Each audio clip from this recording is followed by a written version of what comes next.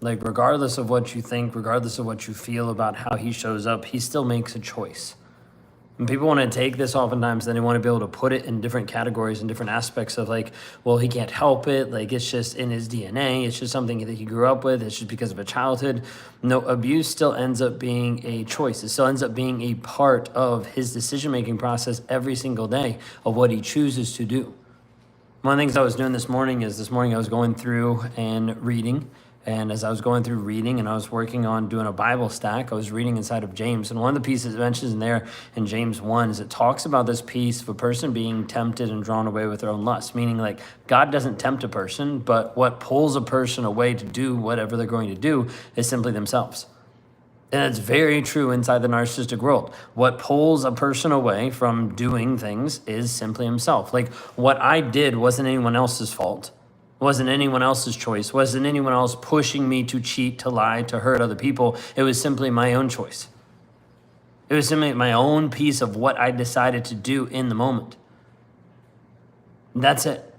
Narcissism is very much consumed with that one person, that one guy. It's very consumed with like how I'm looking in the moment, how I'm feeling in the moment, what I'm thinking about myself. This thing you need to understand, he's choosing to abuse. He's choosing to have this pushed on you over and over and over again. He's choosing to make these choices every single day to do this to you. Like, when you think about this, if God's not someone to tempt somebody, then everybody else can tempt other people, but like it's not going to be anywhere near of what God could. Like, that's the concept inside of James. But the piece inside of it I want you to hear is the only reason that a person has sin in their life is because they follow their own lusts. The only reason why the narcissist is doing this abuse is because of him. It's not because of you. It's not because you didn't show up right. It's not because you didn't do the dishes right. You didn't fold the clothes right. You didn't make the food right. It's not because of things that you did. It's all because of him. What he wants in the moment. How he wants to show up in the moment. That's it. It's all about what he wants. The thing is, majority of narcissists aren't going around like looking and trying to figure out, how do I abuse you? They're looking at, how do I protect myself from getting exposed? How do I protect myself from having shame in my life? How do I protect myself of looking like the bad guy? How do I protect myself of not being the person that I'm afraid that I actually am?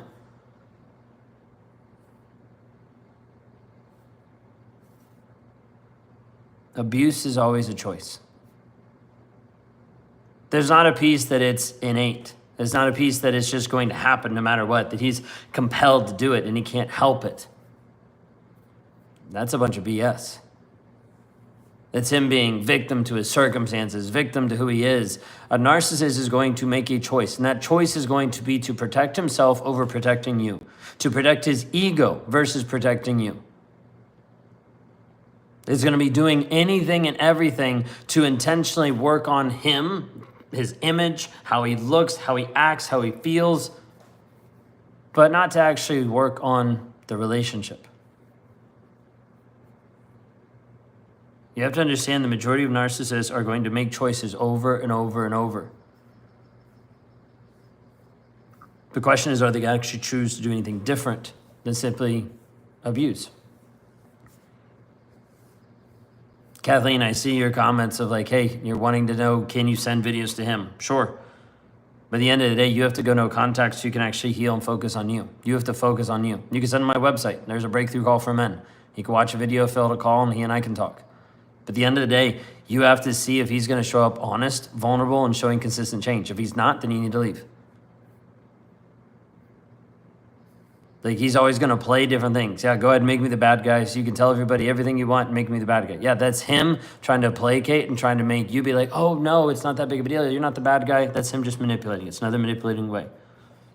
Trent, I saw your stuff in there. They're allowed to get away with it.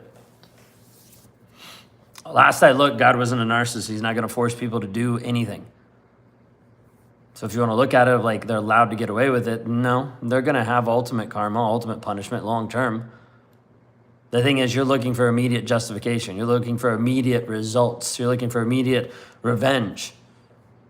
At the end of the day, everybody who focuses on the narcissist so much for revenge, for them to get their karma, all it does is it hurts you. You lose out on your healing. You don't grow. You don't develop. You don't change. Nothing shifts. Nothing is different.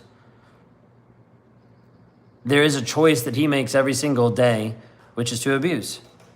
By protecting himself, by inflating his ego, by feeling better about himself. There's a choice that you have while you're watching this right here every single day to do something different too.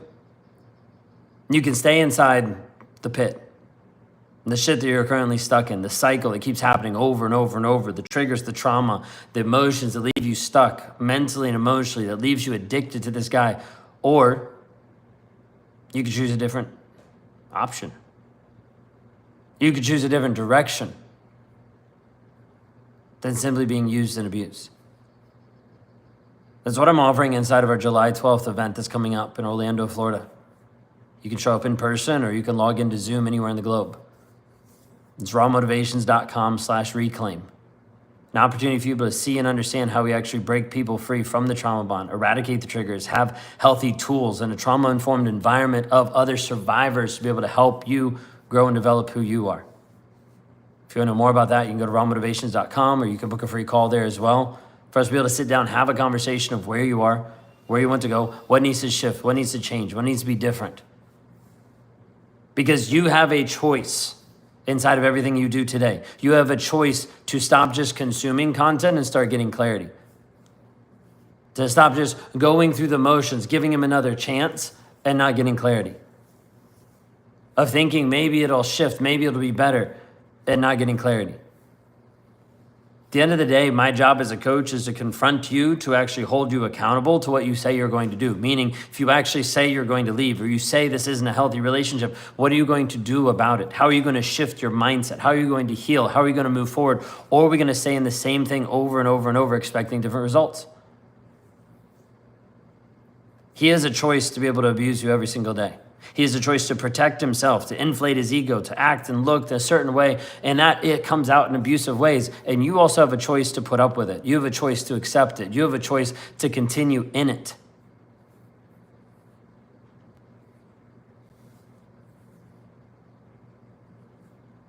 How long will you continue in the same abuse that keeps happening over and over and over again?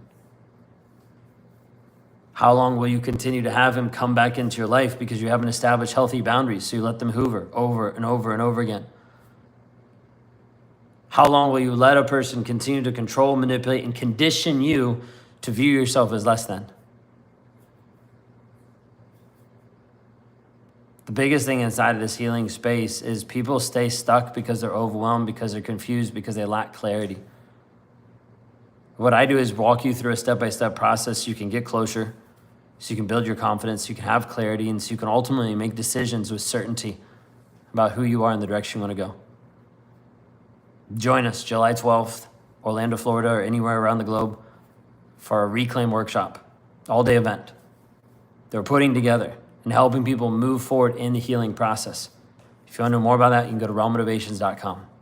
Y'all have a blessed, wonderful day. We'll see y'all next time.